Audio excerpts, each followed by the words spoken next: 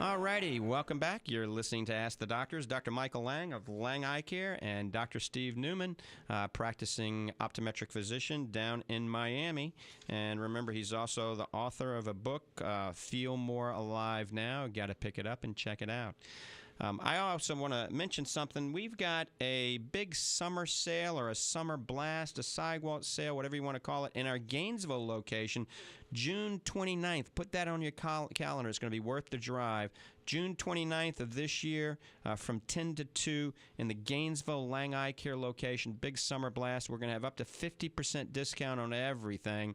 So put it on your calendar, 10 to 2, June 29th. Gainesville, Lange Eye Care and Associates. All right, we're talking with Dr. Steve Newman about nutrition. We're talking about nutrition for macular degeneration. We're going to expand on that in just a minute, but we're going to go to a caller who's been waiting patiently through the break. Steve in St. Pete, thanks for holding. Good morning. Steve, you there? Hello. Steve.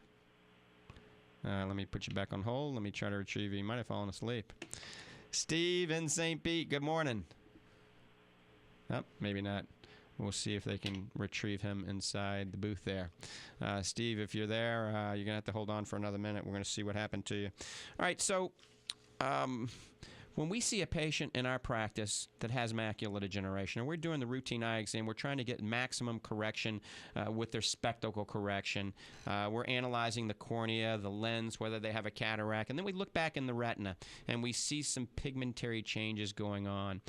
What comes to your mind? What do you start to discuss with this patient when you first diagnose him with macular degeneration? Do you just say, "Oh, you got macular degeneration, I got to send you to a retina specialist"? No, I really don't go there, because once you do that, it's you can actually scare a patient, because a lot of patients, especially lay people, they don't understand that there are two different types of macular degeneration out there. There's what's called the dry type and the wet type. Beginning versus advanced. The bottom line is, when it comes to the dry type of macular degeneration, there's not much that an ophthalmologist can do with surgery for the dry type of macular degeneration. So if you do have dry macular degeneration and you go to the ophthalmologist, they're basically going to tell you, there's nothing I can do. Now, when they say that, they mean that. There is nothing that they can do, but that doesn't mean that there's nothing that you can do. Different lifestyle changes, the vitamins and supplements that we're talking about right now, these are things that you can do in your life. So I typically don't scare my patient when I see that. I talk to them about their lifestyle habits. One of the most common questions I ask my patients, which a lot of eye doctors never ask their patient, is, what did you have to eat for breakfast today? I try to find out what type of fuel are they putting into their body. Just like a car, if you put bad fuel in your car, it's not going to run as efficiently. And if you put good fuel in the car, it will run more efficiently. Same thing goes for the human body. We need to feed the human body properly in order to get the proper nutrients and the proper balance. I talk to them about what type of exercise routine, if any, are they doing right now. I talk to them about hydration. I talk to them about everything that has to do with what they can do, because, like I said, as a dry macular degeneration patient, it is in their court. This is something that they, as the patient, can handle in a better manner than a surgeon, because there are no surgical outcomes. Now, with wet macular degeneration, on the other hand, there's plenty that can be done. There's injections that ophthalmologists can put in the eyes. There's laser procedures that can be done. There's an awful lot that can be done. But with wet macular degeneration or advanced macular degeneration, the goal of any type of treatment for that is to reduce the progression speed. In order, we want to slow it down. We want you to keep what you have. We can't promise that we can reverse it, although there are some studies that are showing promise as far as that, including vitamin and supplements. But the surgical intervention part of wet macular degeneration is more to keep you where you are, to stop the decline, as we say. But I will talk to my patients about all of the things that they can do, including their lifestyle choices. Right, and then to add to that, another thing is it's very important, especially after cataract surgery. When you develop a cataract, it turns kind of yellow and brown color. That is because it's absorbing the harmful ultraviolet radiation and the blue, the high-intensity visible spectrum, the blue light. But then your cataract surgeon goes in and removes that cataract, and now the blue light can actually shine through and potentially damage the retina. So blue blocking sunglasses when you're out in the sun, blue filtering lenses. You can talk to your eye care provider about that. They're blue filtering lenses now called Blu Tech. They're blue blocking lenses out that block the harmful blue light when you're out in the sun. And even indoors, you can get indoor Blu Tech and blue blocking lenses now.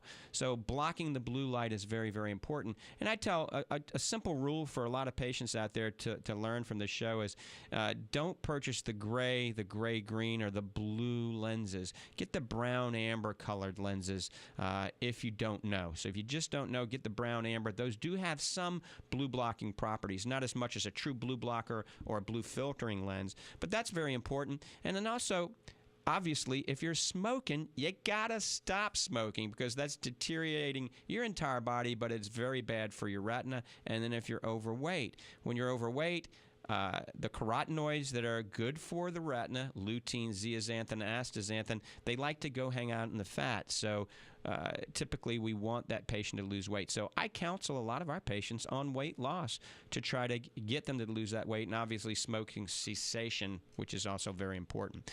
All right, phone lines are open, 1-866-977-4820. I know we had a lot of people on hold. We will take your calls. We just had to get some stuff off of our chest here on the show, 1-866-977-4820. I'm here with my very welcome guest, nutritional guru, and author of Feel More Alive Now. He's an optometric physician as well as a certified nutritional specialist. Practices down in Miami. Baskin Palmer trained as well, and that's Dr. Steve Newman. And, of course, myself, Dr. Michael Lange. So if you got a question, 1-866-977-4820. Also, don't forget to check us out on Pinterest. I'll actually probably post some pictures from the show on Pinterest. But if you just go to pinterest.com/Dr. Michael Lange, there's a lot of good information on nutrition for your eye health and your total body health at pinterest.com. You can follow me on Twitter as well, and certainly you can join us on Facebook or Google+. So on the social media, we're really out there. All right.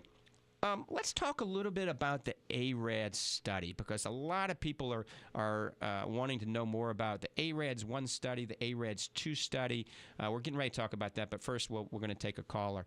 AREDS stands for Age-Related Eye Disease Study, and this is proof that supplements and vitamin therapy can and will help the dry form of macular degeneration. But we're going to take this next caller.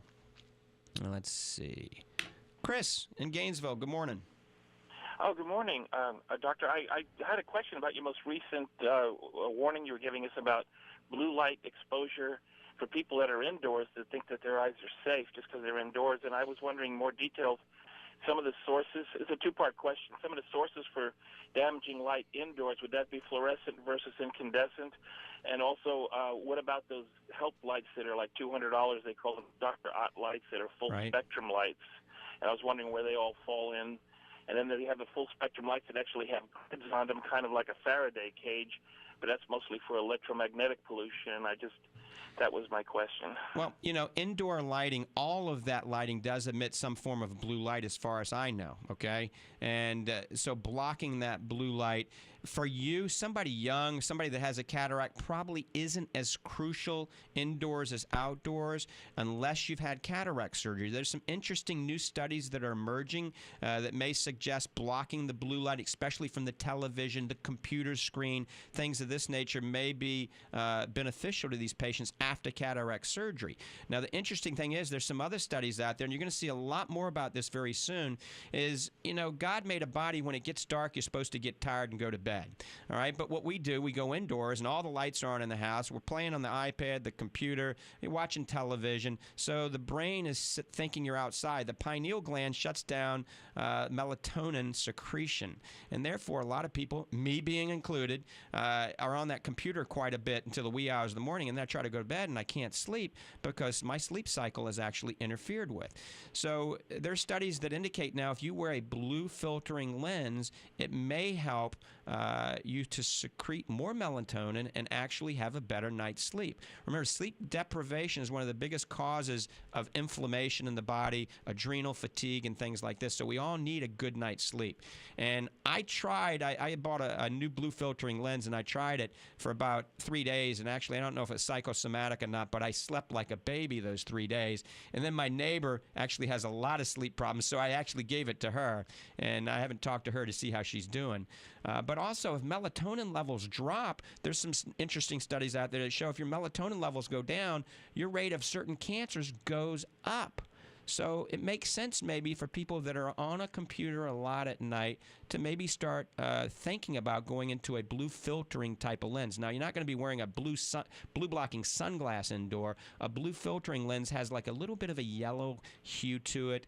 And I think we're going to see a lot more and hear a lot more about this down the pike. This is kind of the beginning of this. Oh, okay. And about the full spectrum bulbs on the market, do you know if those give us more blue light, or are they, are the benefits and the harms, how they compare? Because the idea of full spectrum is that we don't, if you're indoors all the time, your hormones are out of whack because they're not getting enough certain spectrum. I don't know if that includes the blue light or not. Right. That's a good question. I'm not an expert in that area, so I don't have a great answer for you on that. I know that I recommend a bulb called Chromolux. Chromolux is a bulb that is more closely simulates the sunshine than just about any bulb out there.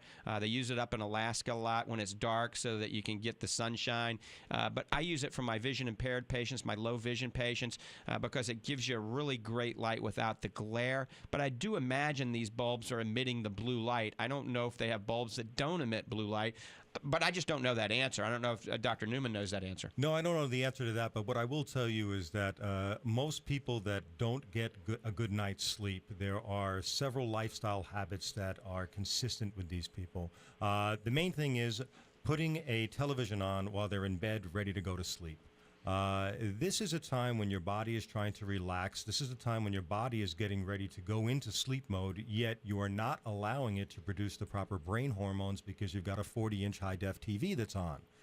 You can close your eyes all you want, but it still is going to decrease the amount of melatonin. What I recommend for people that do have sleep problems is right around 8 o'clock at night, start turning the lights down in your house. Get a dimmer switch, start turning things down.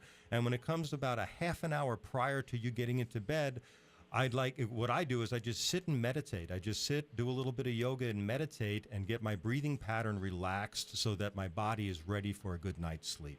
If we can get rid of sleep disorders in most people, then all of a sudden mood stability comes back. So you can get off all of those, the antidepressant medications, which are causing all kinds of problems in your body. You can get rid of a lot. Your metabolism is going to come back. Everything starts to get better once you give your body the proper amount of sleep. And proper amount of sleep is different for everybody. I can go on 5 hours sleep all week. I get up in the morning, I go for long bike rides, things like that. But come the weekends, I'm taking naps because I know that my body needs that rest. Oh, okay.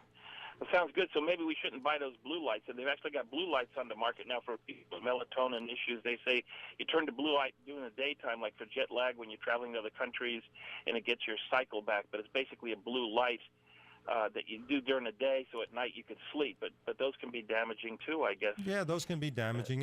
What I recommend for people that do a lot of airplane travel is I like to get them grounded after they fly. I mean, if you're going to put 30,000 miles in between you and the Earth, which has the natural magnetism that we need to survive, then what I do is I just go barefoot for a few minutes on some grass when I get off of a plane, just so that I can get that natural energy back into my life. There's actually a book out there by Dr. Stephen Sinatra. It's called Earthing, like the planet Earth, Earthing. Fantastic book. It's a short read, but it's an amazing book for anybody out there.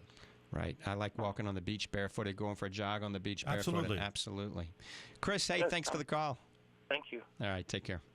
1-866-977-4820. You're listening to Ask the Doctor. I'm Dr. Michael Lange of Lange Eye Care and Associates and Fortifeye Vitamins, here with Dr. Steve Newman. And we're going to take next call. I think Steve's been waiting patiently. Hey, Steve in St. Pete, thanks for holding.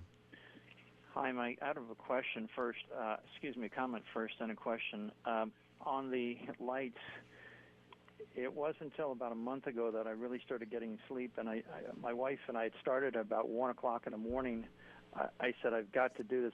I've been procrastinating. I went out in the garage, doctor, and I got a little can of black paint and a Q-tip. And I started going all over the room. 7 LEDs we had, 7. LEDs in that room that were on all night. Smoke detectors, TVs, 7 of them. So we did that, and then my wife said, also, the air conditioner does make a noise when it kicks on, so it's a big home. She said, let's do this. Let's turn on the ceiling fan and we have the AC on timer, have the AC go off at midnight. I said, well, we'll get too hot. Well, we didn't at all. I started sleeping like an absolute baby. Probably not only LEDs, but all that AC, is as clean as you get your system. It's never perfectly clean, and it's wet air.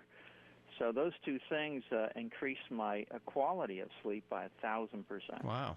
Yeah, that's a good idea. I mean, I've got all these little red lights all over my bedroom, and sometimes you wake up. Paint and go for it. Sometimes you wake up in the middle of the night, and I think an alien's looking at me, and it might be a good idea to get rid of that. Yeah. And you don't notice them when you got the TV on and before bed, but if you ever wake up at night and start, like you say you do, I mean, you start looking around, right? It's like you're under attack. Right. And it took me finally 1 o'clock in the morning going out in the garage and getting paint. It sounds insane, but it worked. My question, doctor, is you've mentioned many times about the xanthins, the orange bell peppers and yellow, which are always in our fridge now. You said don't eat those with the dark leafy greens. Was that the 2, or was it blueberries? Nope. It was actually dark green leafy vegetables are high in lutein, and I said that, since there are studies that indicate beta-carotene can block the absorption of lutein, I say, and Steve was talking about how carrots are high in sugar, and carrots aren't really the panacea of perfection for the eye that our great-grandmother told us. The carrot greens are probably better for you. So, if you're going to eat carrots and if you're into juicing, juice your carrots with an apple or something, but don't juice them with the spinach and the kale because of, some form of competitive inhibition. Beta-carotene is beta-carotene, whether it's in a supplement or it's in food. So remember. Well, it's a logistical thing, I think, at juice bars. They just happen to carry a lot of juice to carrots. I mean, if a piece of kale did, they'd use that as the primary source.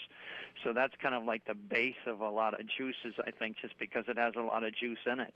That's right. The problem, Right. I like getting a juice: organic kale, organic spinach, some celery, cucumber, an apple, some ginger. Ginger is very, very good in juice. Right, and then maybe some beets every now and then too, and juicing it all together. You need to man up, doctor, and throw a couple garlic in there. Seriously.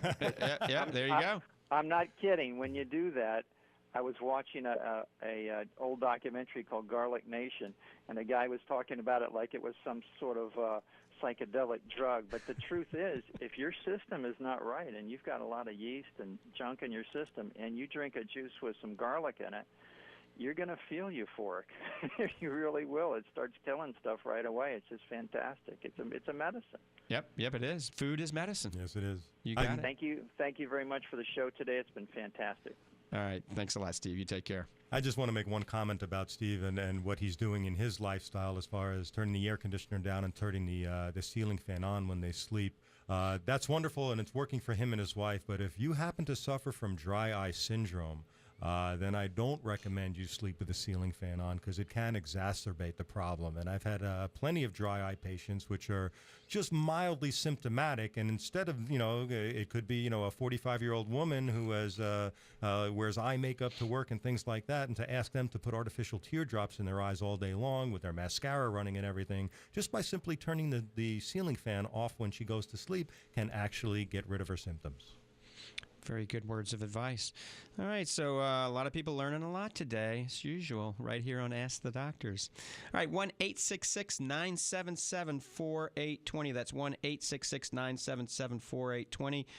You can always go to any of our websites at drmichaellang.com, langeyecare.com, fortifeye.com. For those of you that do not have a computer, believe it or not, there's a lot of you out there.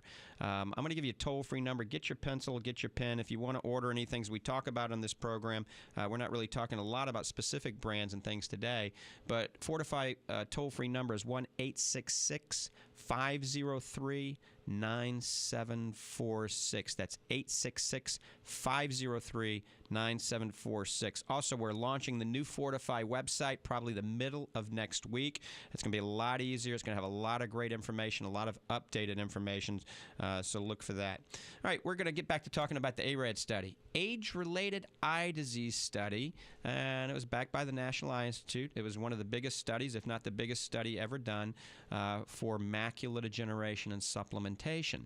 The supplement they used was 500 milligrams of vitamin C, 400 units of synthetic vitamin E, 2 milligrams of copper, 80 milligrams of zinc oxide, and 25,000 units of beta-carotene. Well, you've probably heard me talk about this for years now, talking about it not being what I feel is the panacea of perfection and maybe doing some things that we don't want. So let's talk a little bit about it, Steve. The vitamin C, I think the 500 milligrams of vitamin C is excellent. Oh, well, I think that's about the only thing that's excellent in that formula. And you know, a lot of eye doctors, optometrists, and ophthalmologists, and even general practitioners out there, they kind of hang their hat on the AREDS and the AREDS 2 study because they were some of the largest studies, and doctors like big studies with, you know, placebo-based, double-blind, things like that. But the bottom line is there are a lot of other studies that are out there that show that specific isolates, even some isolates in less quantity, like especially the beta-carotene and the zinc, my God, I mean, you may as well just drink battery acid, you know, for your macular degeneration. But it's just not, it was science. Do I call it good science? Well, with 15 years of hindsight, I'm very comfortable calling it bad science as far as those studies are going. I would not recommend an AREDS 1 formula for anybody. The AREDS 2, yeah, for some people, you know, that will work. But like I said, there's so many other studies out there that show different supplements like CoQ10, L-acetylcarnitine, other things that will get absorbed better, that are more bioavailable than what was studied in the AREDS and AREDS 2.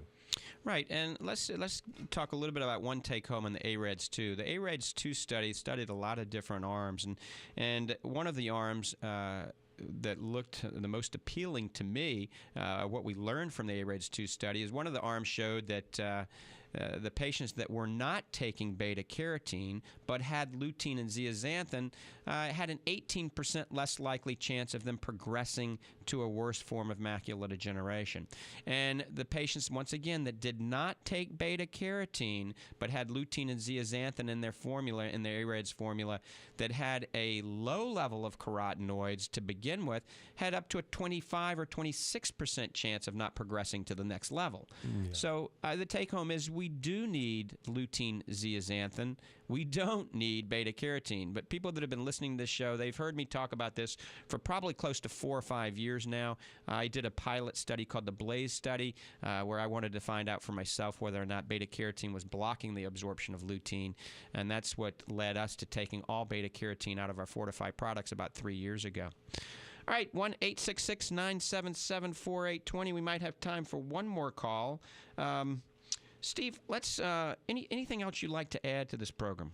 Well, I think that the main take-home message for anybody out there that visits doctors, whether it's your general practitioner, an endocrinologist, a rheumatologist, an ophthalmologist, an optometrist, the bottom line is your doctors are there to help you. Your doctors are not there to take care of you. That's your job. More Americans, in my opinion, need to take responsibility for their own health. If they do that and then they go to their healing specialist, then their healing specialist, their doctor can actually help them take care of themselves. But to rely on your doctors to take care of you, I think that's the wrong message and the wrong outlook to go to your physician's office with. Right. Since we have a little bit more time here, I want to talk about something that Bob will love this because he's like an omega-3 guru. That was the first caller here.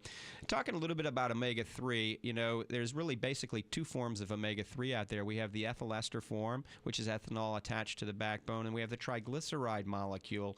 And I think most studies now indicate that the triglyceride form is more effective at absorbing into the system. What's your feeling, ethyl ester versus triglyceride form of omega-3? Well, I'm going to throw a third choice in there, and that's fish. That's just what God put on this planet for us to get our omega-3s from are fish. Wild, Cold water migratory fish are the best, but to be honest with you, a can of tuna fish is even good for you, even though I'm not a big fan of canned fish because of the mercury, but you can always sprinkle some cilantro on it, and that'll help block the absorption of the heavy metals. But specifically, as far as ethyl ester and triglyceride, the triglyceride form is more natural, and I'm more of a natural-minded doctor, so that is obviously going to be a better choice. Now, if you can't get it and all you have in your cupboard are the ethyl ester, don't throw them away unless they're old and rancid. Throw them in your freezer, because if you take them in larger quantities and they're frozen, then you won't end up burping up salmon all day. Amen. Great show. We could do this for hours. Dr. Steve Newman, thanks for being a guest on Ask the Doctor. Thank you for having me. All right, remember, if you're not happy with the eye care that you're getting, get a second opinion. Certainly come to any Lange Eye Care location. We'll take good care of you. With that, we're out of here. Have a great day. God bless you.